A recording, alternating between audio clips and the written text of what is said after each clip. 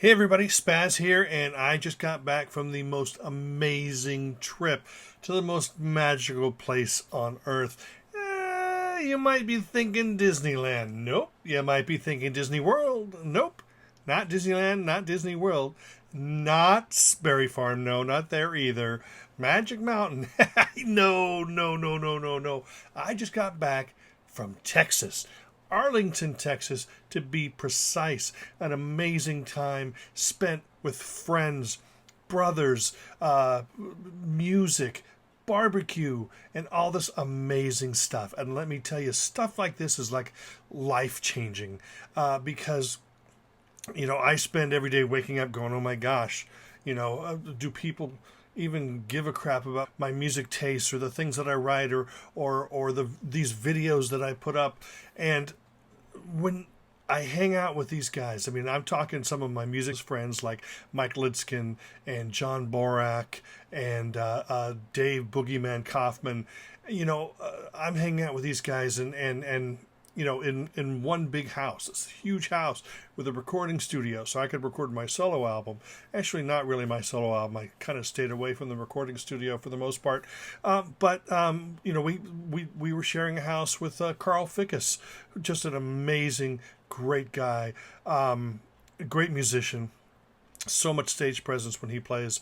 And we were staying in Arlington, and we were hanging out with the Spider Pop Records guys. Alan Pesci, Vic Irwin, Danny Wilkerson, the great Danny Wilkerson. Not that anyone else isn't great, but a lot of you might know who Danny Wilkerson is. Lanny Flowers, the Lanny Flowers band. Basically, this whole circle revolved around the band The Penguins and Spider Pop Records, and just an amazing group of guys. When you hang around with these people, at least for me, it's like my passion for what I do, trying to promote music and trying to share that joy that I feel, that feeling, that emotion that I feel when I play music and when I get excited about music.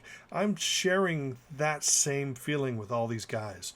They're all way into music, and they're all way into sharing their passion, talking about their passion, playing it, and it's a fantastic time. We spent 5 days, and I didn't take a lot of video or a lot of pictures because I was taking it all in. Sometimes at night when everyone else was in bed or early in the morning, I'd get up and just sit on my bed and just sort of take in, how I'm in Arlington. I'm on vacation. I'm away from work.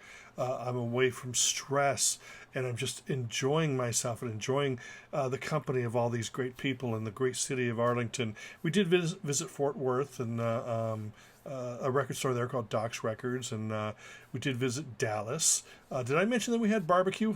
Oh my, barbecue. Yeah. And then, we went to Forever Young Records. We went to CD Warehouse. Lots of great stuff. But what I'm going to do is I did have some videos. I'm going to share them with you. Me and my buddy Mike Lidskin, who lives here in Sacramento. He doesn't live with me in Sacramento, but he lives close to me in Sacramento. He and I flew over together to Arlington. And the moment we landed, we were both hungry. And, barbecue wasn't in the near future. It wasn't for like another 24 hours. So when in Texas, you have to go to Whataburger. Whataburger is a Texas chain, and it's like the pride of Texas. I know I say that. I know that most Texans would go, pride of Texas? Hello. Not really. It's the gum on the shoe of Texas, some might think. But it is actually a place. This is the second year in a row that I've been there, so I had to stop by, and I made a video to go with our first visit to Whataburger, and luckily we were able to connect with the guys that had already landed and were already staying here, and they came out to meet me and Mike, or Mike and I, and here's a little video showing our arrival at Whataburger. We have arrived in Arlington. And I'm sitting here with John Borak, the Lids, hey, Boogeyman, and Carl. and we are enjoying Whataburger. This is, and here's the spicy ketchup that so many people talk about, and the French fries. But this is a Whataburger. Cool. So, that's it. And after we were done chowing down, we headed back to the Cove, which is the name of the place that we were staying, the nickname of the place, in Arlington. And it's just this wonderful house, and there's this camaraderie with all these 5 of us, and occasionally, you know, some other visitors like Wade Johnson or Jack Watkins, these guys, and they'd come but you know, we get along so well. Each of us have a separate room. They're all themed. But I'm going to show you a little clip of the room that I stayed in. It's a small, quaint room that focuses on music, or you know, the Texas music scene. There is like a picture of Elvis Costello there, but I think that was probably taken in Texas, or they just couldn't fit it in the wall of the British music scene, or the punk room. But here's a little clip of me just scoping out the room with the camera and showing you. And I'm out of breath because we had just come in from, you know, 100-degree heat and walked up a flight of stairs with my luggage and my bag of tricks, very heavy, and I didn't stop to rest. I just pulled out the camera and started filming. So here's that video. And this is video of my room for the next 5 days with that Janice poster. Move over. I believe this is called the Texas room, or where most everything is all Texas music. Each room in this house is themed. There's like a punk rock room and a Britpop room, and with lots of really cool stuff. But what it really boils down to, you know, you may think, oh, it boils down to the guitar, it boils down to you know, Stevie Ray Vaughan, or Lanny Flowers, or Jet. No, it's all down to barbecue. That's what it's all about. The following day, we met up with Victor Irwin and Daryl Wood, and we went and enjoyed, we were all trying this place for the first time. It's called Cattle Ack Barbecue, as in cattle, you know. And I'll tell you, when I'm going to show you the video of us enjoying barbecue. But I will tell you that when all of us walked out of there, we were walking slow. I mean, we were friggin' meat coma. And here's a little shot of the trays when they first arrived at our table. You know, please enjoy this wonderful little bit of barbecue. This is lunch. I wish this was smaller than you because you folks. I honestly don't know what the other guys are having, but we got Carl, we got Sarah. It's okay. It's okay. Yay. We got Victor. We have our plates. No pork plates. And a couple other guys are. We need things to eat with. Yes. Can you imagine?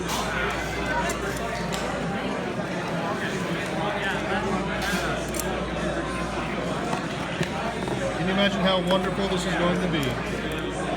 That was as delicious as it looked. Do I have some on my face? Oh, sorry. Sorry about that. Anyway, next clip I'm going to show you is when we arrived at the office, and we met up with Lonnie Flowers and Danny Wilkinson, who were 2 great guys. They record solo as well as in the Penguins. They play together. They've been friends for ages, along with Alan Pecci, who is you know, our mentor, so to speak. And they were there, so we were hanging out with them for a little while. And as we walked out, I pulled Danny aside because I had made videos talking about Danny's album. Danny released an album called Wilkerson in 2018, and it was my favorite album of the year.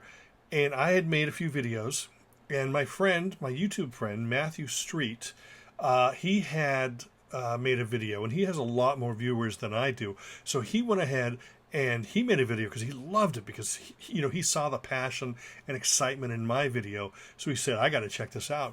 So he went and checked it out. He fell in love with it, made a video, and it ended up selling a lot of copies. And all of a sudden, all these other people are making Wilkerson videos. So Matthew really set that ball in motion. and really, it connected with a lot more people than I could. So basically, since Danny was out there, I pulled him aside and I said, "Hey, I want to make a video for Matthew," and I texted it to him, and he was pretty excited. He put it up separately. This, I think, might be slightly better quality. I'm not sure, but here's the video that I made for Matthew Street, my YouTube buddy and my music buddy, featuring Danny Wilkerson. Hey Matthew, this is SPAZ from But Is It Power Pop? And I have a special guest here who would like to say something to you. His name is Danny Wilkerson! Hey Matthew, how are you doing, man? Thank you so much for all the promotion you did for the Wilkerson album. You are amazing. You are really amazing. Thank you for promoting everything, for all your videos. Love you, man. Yeah, and turning so many people on to the music, people that I couldn't reach, and people who now love the music of this fine gentleman. Anyway, that's it. Just wanted to make this video for you, Matthew. Thanks for everything, and I will see you soon. See ya. Now, I'm leaving a lot of stuff out because, I don't want to make this video too long. But, we had more barbecue meals. We dined at the Candlelight Inn restaurant, which is just a wonderful place to eat. Great people that work there. But one night, Alan Pecci decided to show me his comic collection. I saw some of it last year, and it blew my mind. So as I was thumbing through some of the comics, and we're talking super rare golden age things, he showed me some stuff that he kept in his private vault. Now, I'm only going to show you a little tiny clip of that video, and I'm going to make a completely separate video called Comically Speaking with SPAZ, and it's going to feature the whole clip. Now, here's just a clip of Alan talking about a certain rare comic book that he has. Oh, this one's even better to have. Wow. Even though that's a 1.8, this is an original. Yeah. This is the greatest. This is what started it all right there. Yep. Action Comics #1, the introduction of Superman. That's right. Now, Alan just doesn't collect comic books. He's a music. All these guys, like I said, I feel a kinship, a brotherhood with all these people because they feel music, from the inside out. It's not just soundtrack to their lives. It's pretty much, it flows through their veins just like mine. And so Alan has collected some things over the years, and he came over to the house and wanted to just show us a few things that we hadn't seen yet. And they were pretty amazing. And here's a clip of that. We were actually we were recording this live, and it was being broadcast over the air on Spider Pop Radio. But here is the actual visual, so you can see what Alan was showing us. We are back here at the Cove Studios in beautiful Arlington, Texas. We've got a very special guest. We've got Alan Pecci from Spider Pop Records, along with SPAZ and Boogie. Alan, how you doing today? I'm doing very well, Mike. How you doing? Aside from my voice kind of going from all this talking, really enjoying my time here. It's so cool to actually broadcast live from Texas, deep in the heart of Arlington. I love it. We're live? Yeah, well, with a delay, but yes. Okay. We're live-ish. Okay. Live-ish. Always catches me off guard there. And Alan has brought stuff with him to share with everybody. And let's let him talk about it. Oh, okay. Well, I just brought in a couple of fun things here. So radio listeners, look at this stuff. The video is amazing. Yeah. So, we all remember in 1959 and Buddy Holly and Richie Valens, the Big Bopper, were on tour, and they were also on tour with Dion and Frankie Sardo were also on the tour. Their last stop was in Iowa for the Winter Dance Party, Clear Lake, Iowa, and what was the name of the Surf Ballroom. Right. Surf Ballroom. So anyway, on their last tour in 1959, Buddy Holly had put out a brand new 45, but they didn't get it into stores. It wasn't for sale, so they were selling it on the tour. Oh. Okay? So at each tour stop, they'd sell 45s. Now, as they're leaving after the show was over, the owner of the surf ballroom, his daughter runs up to Buddy and Richie Valens and who's the bass player? Big Bopper. Yeah, and Big Bopper, but who was playing bass? Waylon Jennings. Waylon Jennings, right, yeah. right. So they're all leaving, and that's when Waylon Jennings, loses his seat on the plane to Buddy Holly. And the daughter of the surf ballroom owner runs up and says, "Will you sign my 45 that I bought tonight?" Whoa. So, right here, we have a copy with Buddy Holly's signature, Frankie Sardo, there's Dion, and I believe that's Big Bopper. What's his real name? J.P. Richardson. J.P. Richardson. That's either Richie Valens or J.P. Richardson. I don't remember which one that I is. think we're having a whoa moment here. Yeah. So Wow. this is Buddy Holly's last autograph Wow. Oh, because my he was goodness. going to get on the plane that, of course, tragically they all perished on. Now, Amazing. Wow. That's Such crazy. a piece of history. Now, a friend of mine in Grapevine has a Texas music museum, and he has Buddy Holly's 6th grade annual that he signed his picture. So a couple of years ago, he borrowed this, and we displayed Buddy Holly's first known autograph and last autograph. Wow. In a display for Texas. So, That's amazing and very, historical. very interesting. So, That truly is a piece of rock history. yeah, this. Oh, and look at this. Probably appreciate that. There's a VJ Please Please Me that I forgot was in this box On too. VJ So, Records, wow. yeah. So, That's a little bit before Apple Records. a little bit. What's on the other side here? Ask Me Why. Written by a team of Lennon McCartney. So, anyway, This so is that's the collector's one of the corner. This is so kind of cool. fun stuff. Anyway, so in an auction a number of years ago in 2004, I was able to obtain Stu Sutcliffe's high school copy of Robinson Crusoe. No way. Yeah. Whoa. And he gave this to his neighbor right before he left on to Hamburg. So, of course, he wound up staying in Hamburg with Ashton Kutcher. Astrid. I think you're thinking of Ashton Kutcher. Yeah, I always am. Ashton Kutcher, right? Yeah. Yeah. I think Alan's punking us. So, anyway. John, you can just jump in and correct us anytime we. Yeah. It's a 4-way microphone. So anyway, so this is from his neighbor. He gave this book to his neighbor, and of course he passed away in Germany from a brain aneurysm, and never came back to reclaim it, of course. So it was on the auction block. And Amazing. so very, very It's cool. history. Just This totally is history. yeah. You know, I'd like to. Historical things like this, I like to, just see the fact that there's some, 13-year-old Stu Sutcliffe Yeah. says, "Okay, Mom, I just finished, chapter 3. I'm going to go over to my friend John's house and listen to some records." Wow. Pauline another chapter. Sutcliffe. Right. Pauline. Yeah. And she'd say, when we talked to her, she'd say, "Oh, well, yeah, well, I remember when John would come over and Stu and John would sit in the front and listen to records on Mom's stereo, or Mom's record players, you call it stereo." And where's that record player now? Yeah, that's another one. Yeah, so, Some other guy's doing another podcast in Bolivia, and he's showing the record player, right? Wow. Hey, John, I wish I had the book.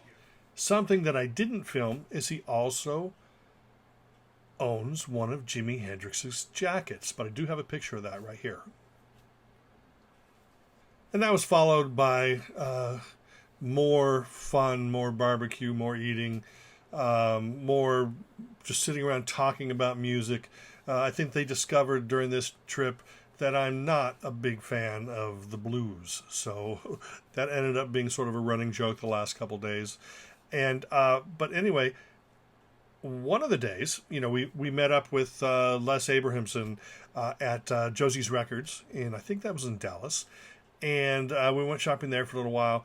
But before that, we were able to stop by a few Bonnie and Clyde landmarks. Now, last visit, I was able to stop by some of the JFK sites, you know, the Dealey Plaza and stuff. This year, Alan took us to a couple places. We didn't have enough to fit in one day, so hopefully maybe next year we can do that. But we did stop by Bonnie Parker's old school and the old house service station that Clyde grew up in. So here's a little clip of the service station. This is where Clyde Barrow grew up some 80-something years ago. Clyde Barrow, of course, from the Crips.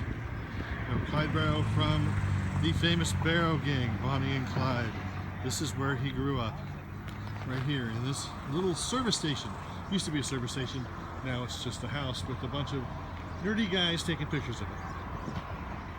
Then at some point, of course, we ended up at another record store. We went to Forever Young Records. This place is huge. It has tons of stuff and covers every genre you can possibly imagine. The prices range from really good to really expensive, but it's got so much stuff in there that, you know, it's one of those stores like Amoeba where you're never going to walk out of there empty-handed. You're always going to find something to enjoy. And here's just what the store, you know, I always feel self-conscious about walking around and, you know, filming everything. But here's just a shot right when you walk in the door, and this is what the store looks like. I'm now standing in a record store called Forever Young.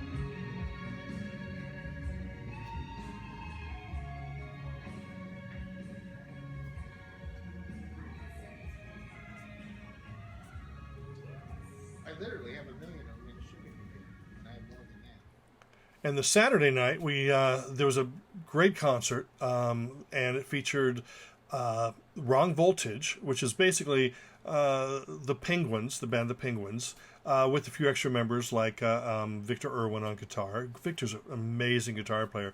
That guy, you know, when that sweat comes rolling down and he's drenched in sweat by the end of the show, it was well-earned sweat. I mean, this guy is fantastic. He rocks it, and like I said, he knows it comes. You know, all these guys, I can't say enough great things about these guys. When I'm in their presence, I feel small. I feel tiny. I feel worthless because every one of these guys are great. You know, my housemates, you know, Mike Lidskin, I wish that I could be as easygoing. John Borak, I wish I could be as respected and he has this calm exterior and, you know, wise. Dave, Boogeyman, from New York, he's outgoing and just connects with people instantly. And Carl Fickus is the epitome of cool.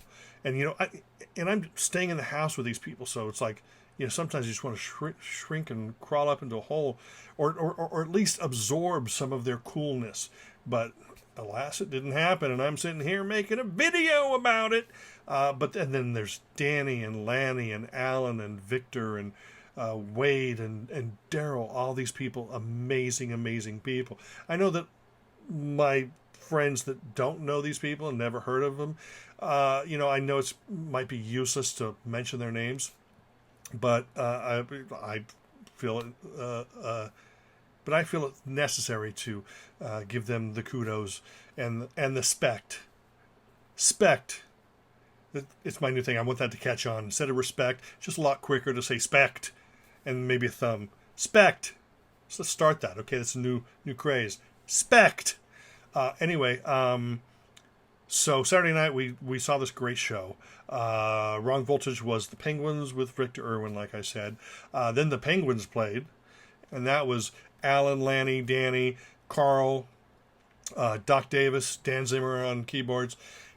And I wish that I could win the lottery and send these guys at least around to the big cities in the U.S. and in Europe, and just because they're all just great guys, great musicians. The chemistry of this Penguins that I saw 2 years in a row is amazing. this magical chemistry. They're all extremely talented. I mean, it's crazy that these guys, so extremely talented, great songwriters, great singers, great everything, great people, and they've all remained friends since probably high school. And it's pretty amazing to be in their presence. I'll tell you that. I did film a few songs by the Penguins, but I'll post those separately. I've already posted one of them doing Hard Day's Night / I Want You, She's So Heavy. But I'll play a couple little, but I'll post a few other clips separate from this. But I will show you just a little tiny segment of the band doing What's So Funny About Peace, Love, and Understanding right here.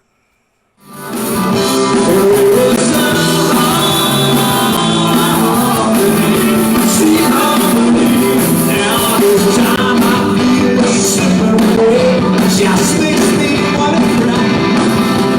What's so funny about peace, love, and understanding? What's so funny about peace, love, and understanding? But then Sunday was spent just enjoying our last day together. We ate and we went shopping. That's when we went to Doc's Records, another huge warehouse. I didn't take any pictures. Like I said, I see videos on YouTube where guys want to film inside the store, but the owners won't let them.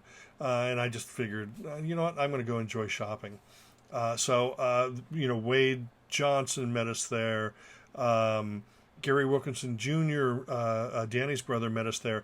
Just had a great time again, connecting with friends, enjoying the fun of CD shopping. And then we all went to our last final dinner that Sunday night at a place called Joe T. Garcia's, and that's where we took this picture. That's most of us. There's a few people missing, like Wade Johnson and Victor, and of course all the ladies are missing. But we had a great time. I had a great time. I'm grateful and blessed and happy that I was able to experience this, but not just the music and barbecue. It's really, like I said, it's about the people. It's about the brotherhood. It's about understanding and accepting and just everyone just being there for the same reason, and that's just to enjoy this life and enjoy the food and enjoy the music and just enjoy each other. And I am forever grateful for all of those that helped make this happen and all of those that were involved. And I thank you all. And as I packed on Monday morning to head back to Sacramento, I had realized that I had overpacked something. I brought something that was completely, absolutely unnecessary. And I made a little video about it, and I'm going to share it with you right now. Hey everybody, SPAZ here, and we're just packing up and ready to leave Arlington, Texas. But I wanted to talk to you about the one thing that I packed that has proven to be absolutely worthless to me. Some of you think deodorant. No. Trust me, that's been helpful. And some of you think underwear. I mean, they don't wear underwear in Texas, do they? Yeah, I think they do. But that's not it. The thing is, I feel I overpacked, and I should never have brought my brush.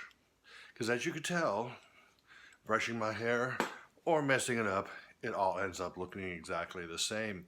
So remember, if you have stupid hair, don't bring a stupid brush. That's my tip from Texas. See you next time. Bye-bye. Anyway, that's it. I hope this wasn't too boring. I know it's not that exciting because I'm probably leaving out a lot of stuff, but I do have some special things that I'm going to share for you right now. I hope to do this again, but I can tell you that if I'm never invited back to Texas, I've been there twice, and life-changing experiences, and I can never thank any of these people enough, from Alan and Daryl and Danny and Lanny and Victor and my housemates and stuff. It was an absolutely wonderful experience. I thank you, and I love you all. And thank you, Arlington. We'll see you next year. That's a movie reference.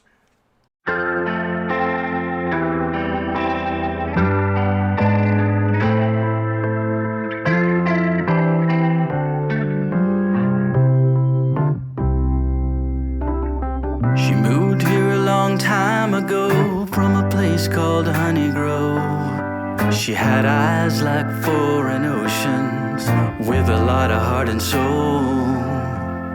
She always had an answer when things weren't adding up. She'd come sit down beside me and tell me how it was.